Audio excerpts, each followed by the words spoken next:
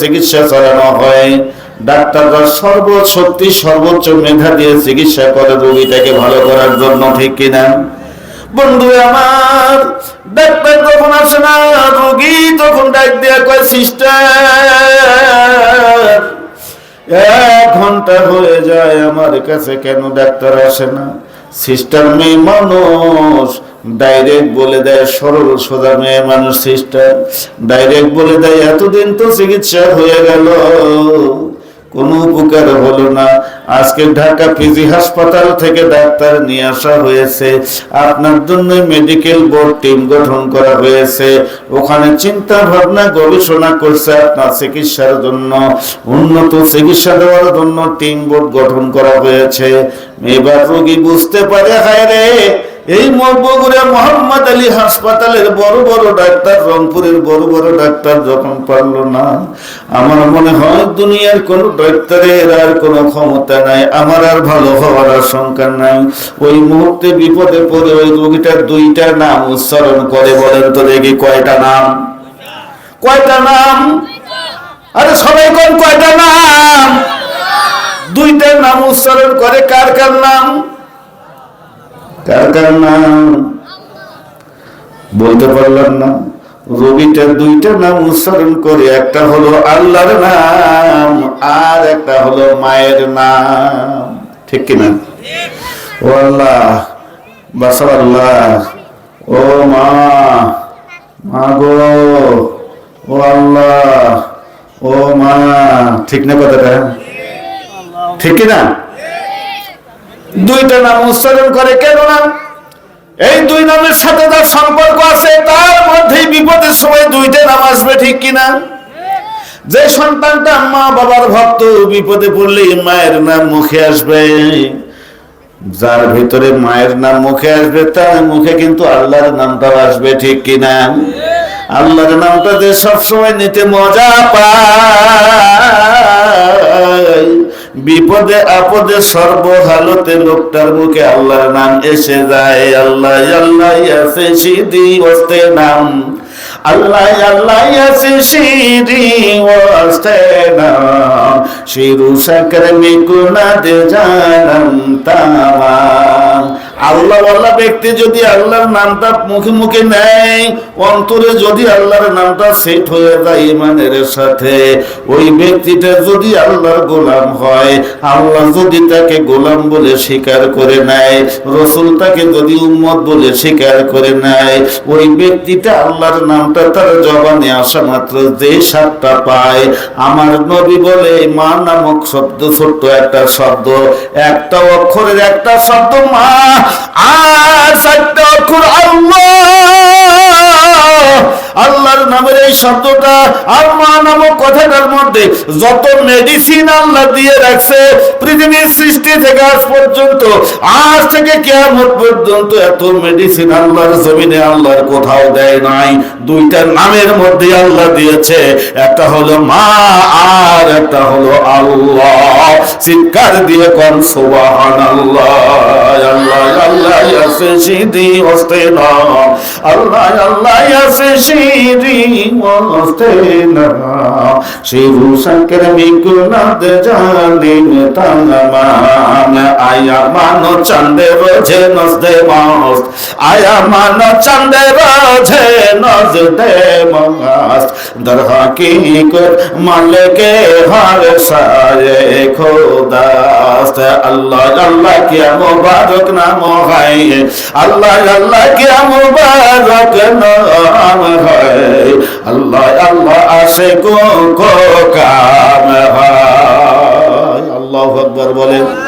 বন্ধু আমার, বিপদে পড়লে ওই লোকটা যার মার সাথে ভালোবাসা আছে, মা বাবার কথা যারা নিয়ে চলে, মা বাবার হুকুম মতো যারা চলে, বউয়ের কথা শুনে মাকে অবহেলা করে না, বাবাকে অবহেলা করে না, শ্বশুর শাশুড়ির কথায় সংসার পৃথক করে না, ও বন্ধুরা আমার, ওই সন্তানটা যখন অসুস্থ হয়ে যায়, ওষুধের আগে, ডাক্তারের আগে মা মা বলে চিৎকার দেয়, ঠিক কিনা? আর ওই মা ডাক্তার শুনে দিলে সান্ত্বনা পায়, আল্লাহর নাম নিলে সান্ত্বনা পায়। এই জন্য কবি বলেন, চিন্তা পেরেশান কভু আসিলে শান্তি পাই আল্লাহ তোমারে ডাকিলে দিও শান্তি মোদের দিলে দিও শান্তি মোদের দিলে ও গো আমার আল্লাহ তাআলা লা ইলাহা জোরে লা ইলাহা লা ইলাহা ইল্লাল্লাহু মুহাম্মাদুর রাসূলুল্লাহ। বলতেছিলাম কোনটা কথা মনে আছে নাকি? ব্যাংকের রাস্তা ব্লক করে দিয়েছে। জিবরাইল আলাইহিস সালাম মানুষের রূপ ধারণ করে, যুবকের রূপ ধারণ করে ব্যাংকের পথ আটকাইছে। ব্যাংক ডাইরেক্ট কয় আল্লাহ তোমার নবী ইব্রাহিমকে নমরুদে আগুন দিয়ে পোড়াইতেছে, আমি একটু যাইতে চাই পেশাব করে আগুন নিভাইয়া দিব, কিন্তু তোমার এক মানুষ, তোমার এক গোলাম আমার পথ আটকাইছে, আমি তার কাছে কথা বলবো, আল্লাহ আমার জবানটা ছুটাইয়া দাও। ব্যাংক ডাইরেক্ট ডাক দেখো মানুষ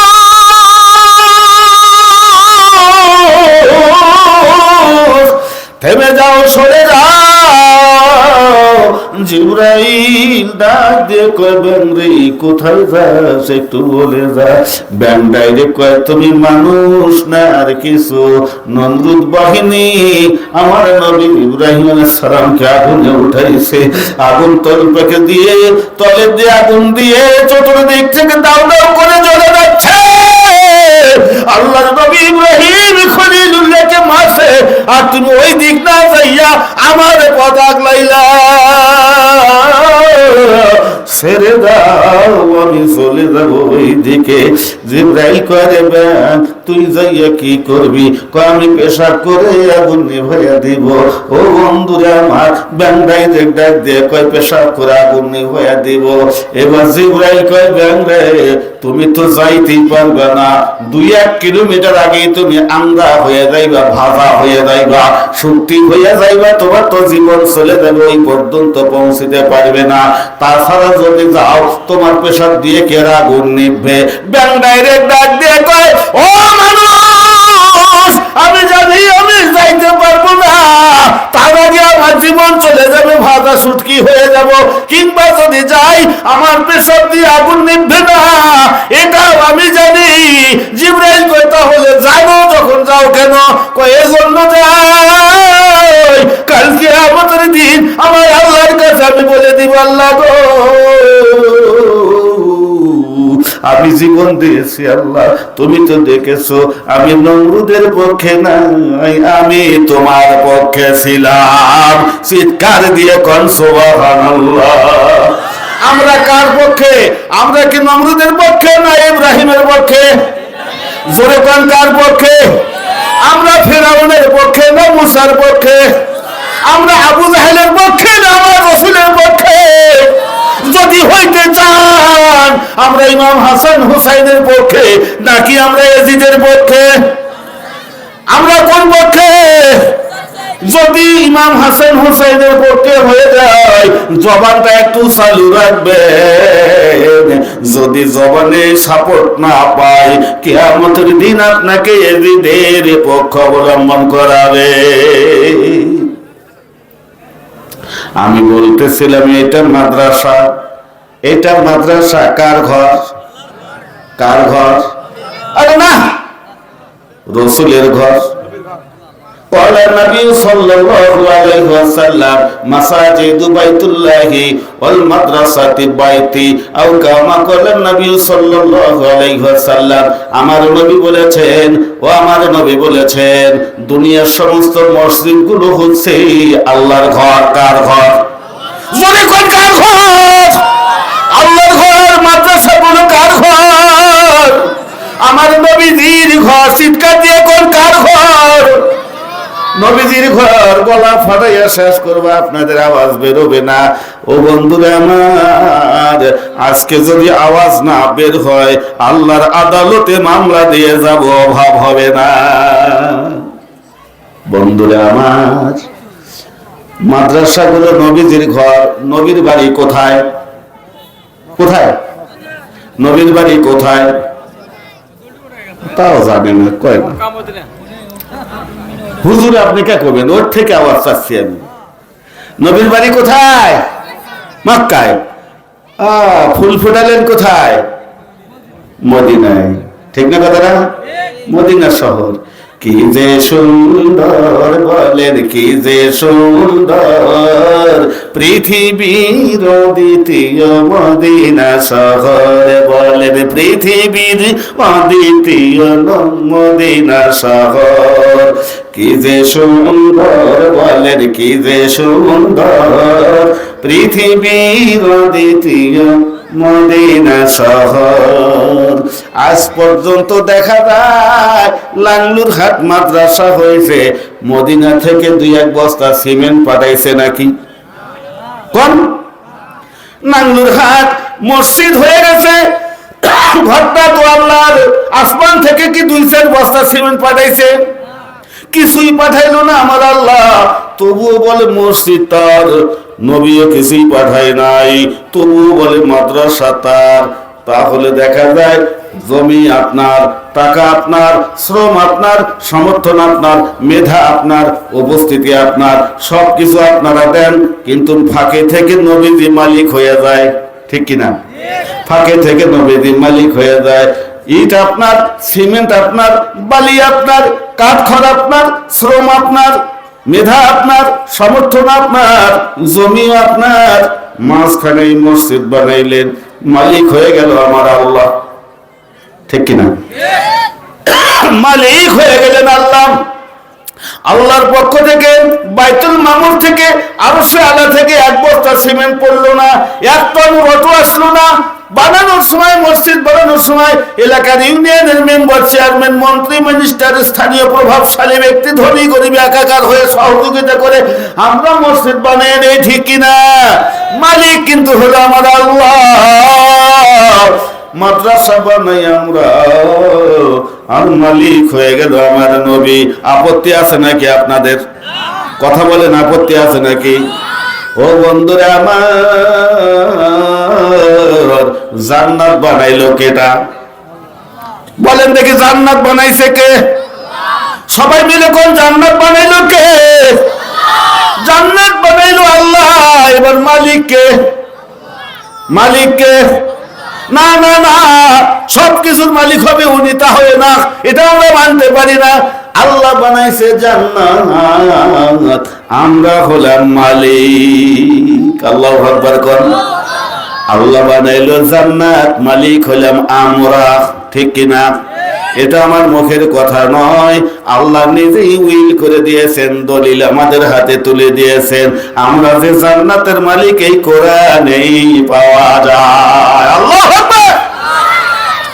আপনাদেরকে খারাপ লাগতেছে? বা খারাপ লাগতেছে? ও বন্ধুরা আমার, জান্নাত বানাইছে আল্লাহ, মালিক হলাম আমরা। মসজিদ মাদ্রাসা বানাইলাম আমরা, মালিক হলো আমার রাসূল আর আল্লাহ। তাই জান্নাত বানাইছেন তিনি, মালিক হলাম আমরা। তাহলে মসজিদের মালিক কে? আবার কোন কে? মসজিদের মালিক আল্লাহ। ও বন্ধু আমার, বাইতুল্লাহ ধ্বংস করার জন্য, খানায়ে কাবা ধ্বংস করার জন্য বাদশাহ আব্রাহা আসলো। বিশ্ব সন্ত্রাস, ওই সময় 10 জন ছিল বিশ্ব সন্ত্রাস। সারা বিশ্বের শ্রেষ্ঠ সন্ত্রাস ছিল 10 জন। তার মধ্যে আবু জাহেল একটা, তার মধ্যে আব্রাহাও ছিল একটা, বক্তে নসর একটা, নমরুদ একটা, ফেরাউন একটা। এমনি করে 10 জন বিশ্ব সন্ত্রাস ছিল এই মুহূর্তে। ও বন্ধুরা আমার, এই 10 জনের একজনের নাম ছিল ইয়েমেনের শাসনকর্তা বাদশা আব্রাহা। ঠিক কিনা? কথা বলেন ঠিক কিনা? বন্ধুরা আমার, এই বাদশা আব্রাহা খানায়ে কাবা ধ্বংস করার জন্য হাজার হাজার সৈন্য সামন্ত নিয়ে হাতির পিঠে উঠে খানায়ে কাবা ধ্বংস করার জন্য মক্কার জমিনে আগমন করছে। জোরে কোন নাউজুবিল্লাহ। 10টায় আসবেন, কমেন্ট আছে সেদিকে তো যাচ্ছে, আমার আলোচনা সেদিকে যাচ্ছে। ও অল্প একটু চা খাই, আপনারা রাগ করবেন?